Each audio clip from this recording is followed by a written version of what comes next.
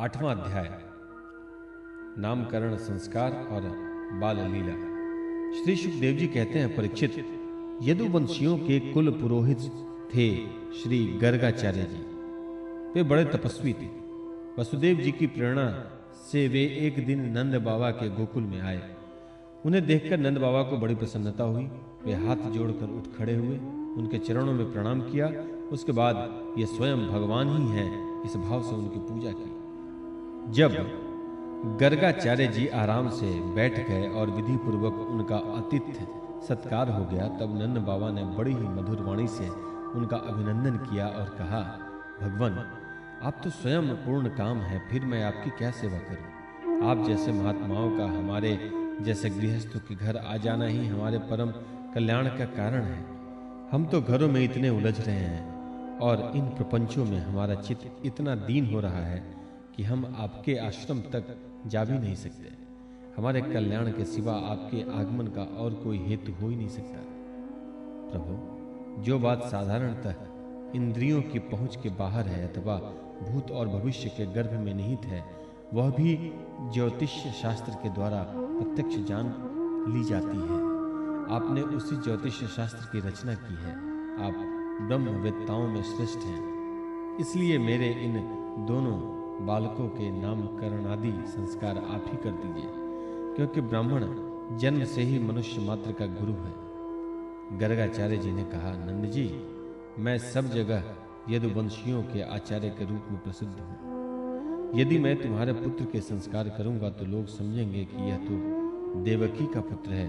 कंस की बुद्धि बुरी है, वह पाप ही सोचा करती है।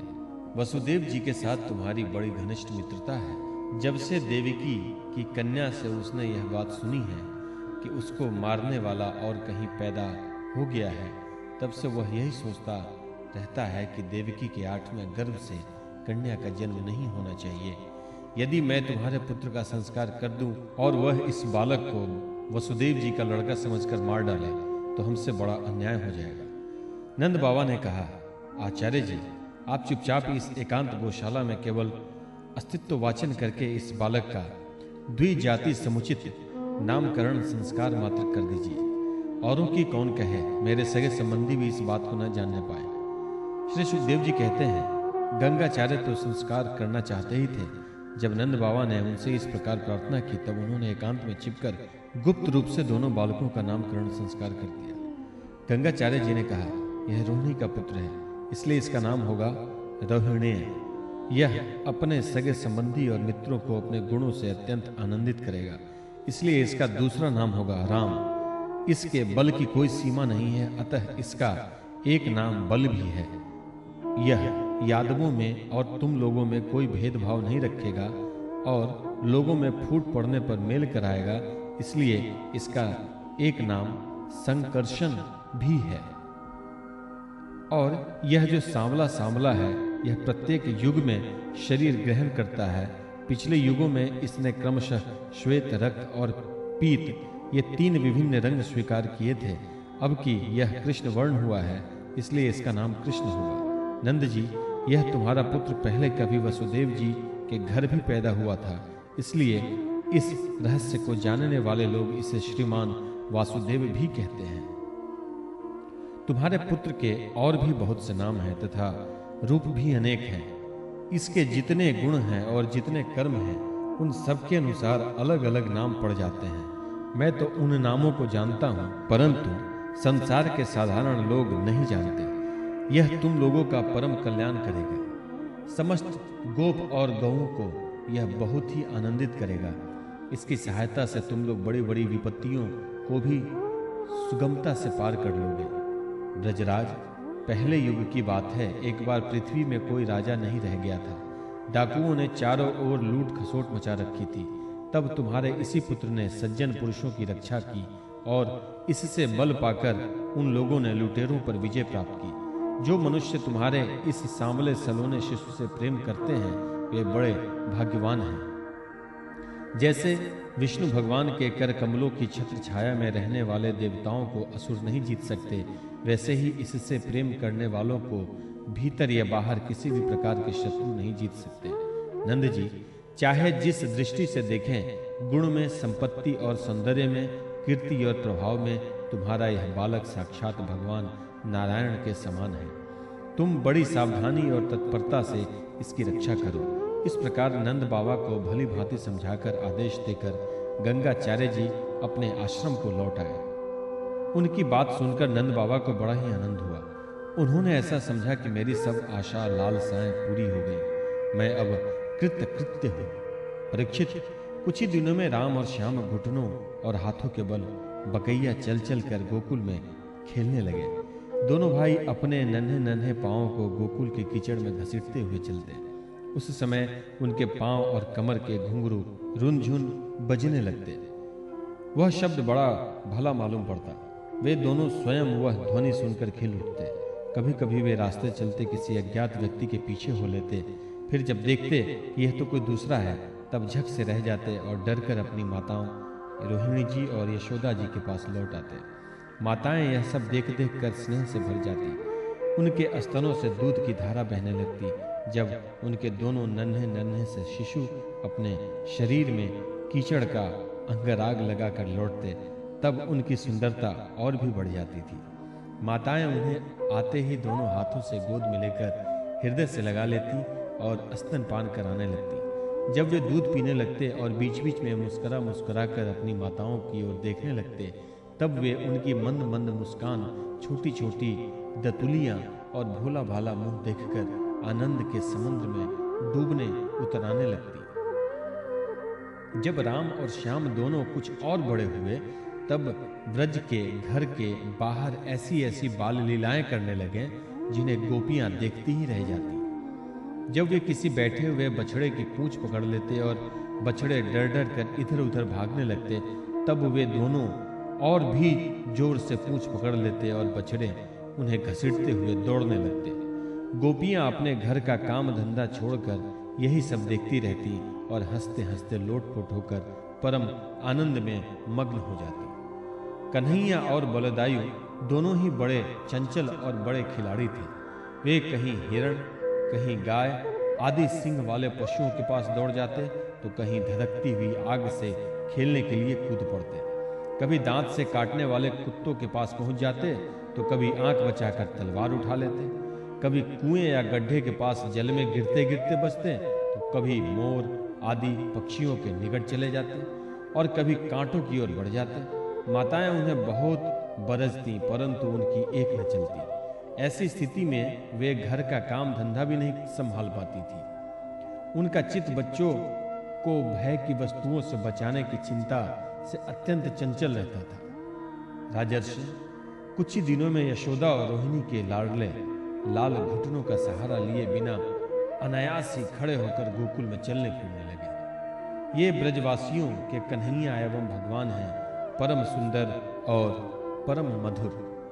अब वे और बलराम अपनी ही उम्र के ग्वाल बालों को अपने साथ लेकर खेलने के लिए ब्रज में निकल पड़ते और ब्रज की भाग्यवती गोपियों को निहाल करते तरह तरह के खेल खेलते। उनके बचपन की चंचलताएं बड़ी ही अनोखी होती थी। गोपियों को तो वे बड़ी ही सुंदर और मधुर लगती। एक दिन सब की सब इकट्ठी होकर नंद बाबा के घर आईं और यशोदा माता को सुना सुनाकर कन्हैया के करतूत कहने लगी। अरे यशोदा, यह तेरा कान्हा बड़ा नटखट हो गया है। गाय दूहने का समय न होने पर भी यह बछड़ों को खोल देता है और हम डांटती हैं तो ठहा ठहा कर हंसने लगता है। यह चोरी के बड़े बड़े उपाय करने हमारे मीठे मीठे दही दूध चुरा चुरा कर खा जाता है।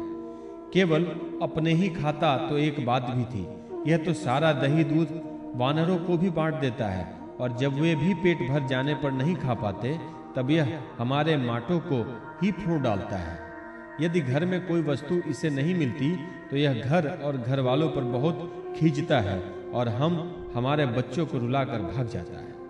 जब हम दही दूध को छीकों पर रख देते हैं और इसके छोटे छोटे हाथ वहां तक नहीं पहुंच पाते, तब यह बड़े बड़े उपाय रचता है। कहीं दो चार पीढ़ों को एक के ऊपर एक रख देता है, कहीं उखल पर चढ़ जाता है तो कहीं उखल पर पीढ़ा रख देता है। कभी कभी तो अपने किसी साथी के कंधे पर ही चढ़ जाता है। जब इतने पर भी काम नहीं चलता तब यह नीचे से ही उन बर्तनों में छेद कर देता है। इसे इस बात की पक्की पहचान रहती है कि किस छीके पर किस बर्तन में क्या रखा है, और ऐसे ढंग से छेद करना जानता है कि किसी को पता तक न चले। जब हम अपनी वस्तुओं को बहुत अंधेरे में छिपा देती हैं, तब नंदरानी, तुमने जो इसे बहुत से मणिमय आभूषण पहना रखे हैं, उनके प्रकाश से अपने आप ही सब कुछ देख लेता है। इसके शरीर में भी ऐसी ज्योति है कि जिससे इसे सब कुछ दिख जाता है। यह इतना चालाक है कि कब कौन कहाँ रहता है इसका पता रखना है, और जब हम सब घर के काम धंधों में उलझी रहती हैं, तब यह अपना काम बना लेता है। ऐसा करके भी ढिठाई की बातें करता है, उल्टे हमें ही चोर बनाता है और अपने घर का मालिक बन जाता है। इतना ही नहीं, यह हमारे लिपे पुते स्वच्छ घरों में मूत्र आदि भी कर लेता है। तनिक देखो तो इसकी ओर, वहां तो चोरी के अनेकों उपाय करके काम बनाता है, और यहां मालूम हो रहा है मानो पत्थर की मूर्ति खड़ी है। वाह रे भोले भाले साधु। इस प्रकार गोपियां कहती जाती और श्री कृष्ण के भीत चकित नेत्रों से युक्त मुखमंडल को देखती जाती। उनकी यह दशा देखकर नंद रानी यशोदा जी उनके मन का भाव ताड़ लेती और उनके हृदय में स्नेह और आनंद की बाढ़ आ जाती। वे इस प्रकार हंसने लगती कि अपने लाडले कन्हैया को इस बात का उलाहना भी न दे पाती, डांटने की बात तक नहीं सोच पाती। एक दिन बलराम आदि ग्वाल बाल श्री कृष्ण के साथ खेल रहे थे। उन लोगों ने मां यशोदा के पास आकर कहा, मां, कन्हैया ने मिट्टी खाई है। हितैषणी यशोदा ने श्री कृष्ण का हाथ पकड़ लिया। उस समय श्री कृष्ण की आंखें डर के मारे नाच रही थी। यशोदा मैया ने डांटकर कहा, क्यों रे नटखट, तू बहुत ढीठ हो गया है। तूने अकेले में छिपकर मिट्टी क्यों खाई? देख तो तेरे दल के तेरे सखा क्या कह रहे हैं। तेरे बड़े भैया बलदाऊ भी तो उन्हीं की ओर से गवाही दे रहे हैं। भगवान श्री कृष्ण ने कहा, मां, मैंने मिट्टी नहीं खाई, ये सब झूठ बक रहे हैं। यदि तुम इन्हीं की बात सच मानती हो तो मेरा मुंह तुम्हारे सामने ही है, तुम अपनी आंखों से देख लो। यशोदा जी ने कहा, अच्छी बात, यदि ऐसा है तो मुंह खोल। माता के ऐसा कहने पर भगवान श्री कृष्ण ने अपना मुंह खोल दिया। परीक्षित, भगवान श्री कृष्ण का ऐश्वर्य अनंत है। वे केवल लीला के लिए ही मनुष्य के बालक बने हुए हैं। यशोदा जी ने देखा कि उनके मुख में चर अचर संपूर्ण जगत विद्यमान है। आकाश वह शून्य जिसमें किसी की गति नहीं, दिशाएं, पहाड़, द्वीप और समुद्रों के सहित सारी पृथ्वी, बहने वाली वायु, वैद्युत, अग्नि, चंद्रमा और तारों के साथ संपूर्ण ज्योतिर्मंडल, जल, तेज, पवन, वितय, प्राणियों के चलने फिरने का आकाश, वैकारिक अहंकार के कार्य देवता, मन, इंद्रिय, पंच तत्व मात्राएं और तीनों गुण श्री कृष्ण के मुख में दिख पड़े। परीक्षित, जीव, काल, स्वभाव, कर्म, उनकी वासना और शरीर आदि के द्वारा विभिन्न रूपों में दिखने वाला यह सारा विचित्र संसार संपूर्ण ब्रज और अपने आप को भी यशोदा जी ने श्री कृष्ण के नन्हे से खुले हुए मुख में देखा। वे बड़ी शंका में पड़ गई। वे सोचने लगी कि यह कोई स्वप्न है या भगवान की माया। कहीं मेरी बुद्धि में ही तो कोई भ्रम नहीं हो गया है। संभव है मेरे इस बालक में ही कोई जन्मजात योग सिद्धि हो, जो चित्त, मन, कर्म और वाणी के द्वारा ठीक ठीक तथा सुगमता से अनुमान के विषय नहीं होते। यह सारा विश्व जिनके आश्रित हैं, जो इसके प्रेरक हैं और जिसकी सत्ताएं से इसकी प्रतीति होती है, उनका स्वरूप सर्वथा अचिंत्य है। उन प्रभु को मैं प्रणाम करती हूँ। यह मैं हूँ और ये मेरे पति तथा यह मेरा लड़का है। साथ ही मैं ब्रजराज की समस्त संपत्तियों की स्वामिनी धर्म पत्नी हूँ। ये गोपियां, गोप और गोधन मेरे अधीन हैं। जिनकी माया से मुझे इस प्रकार की कुमति घेरे हुए है, वे भगवान ही मेरे एकमात्र आश्रय हैं। मैं उन्हीं की शरण में हूँ। जब इस प्रकार यशोदा माता श्री कृष्ण का तत्व समझ गई, तब सर्वशक्तिमान सर्वव्यापक प्रभु ने अपनी पुत्र स्नेहमयी वैष्णवी योग माया का उनके हृदय में संचार कर दिया। यशोदा जी को तुरंत वह घटना भूल गई। उन्होंने अपने दुलारे लाल को गोद में उठा लिया। जैसे पहले उनके हृदय में प्रेम का समुद्र उमड़ता रहता था, वैसे ही फिर उमड़ने लगा। सारे वेद, उपनिषद, सांख्य, योग और भक्तजन जिनके महात्म्य का गीत गाते गाते अघाते नहीं, उन्हीं भगवान को यशोदा जी अपना पुत्र मानती थी। राजा परीक्षित ने पूछा, भगवान, नंद बाबा ने ऐसा कौन सा बहुत बड़ा मंगलमय साधन किया था और परम भाग्यवती यशोदा जी ने भी ऐसी कौन सी तपस्या की थी जिसके कारण स्वयं भगवान ने अपने श्रीमुख से उनका स्तनपान किया? भगवान श्री कृष्ण की वे बाल लीलाएं जो वे अपने ऐश्वर्य और महत्ता आदि को छिपाकर ग्वाल बालों में करते हैं, इतनी पवित्र हैं कि उनका श्रवण कीर्तन करने वाले लोगों के भी सारे ताप पाप शांत हो जाते हैं। त्रिकालदर्शी ज्ञानी पुरुष आज भी उनका गान करते रहते हैं।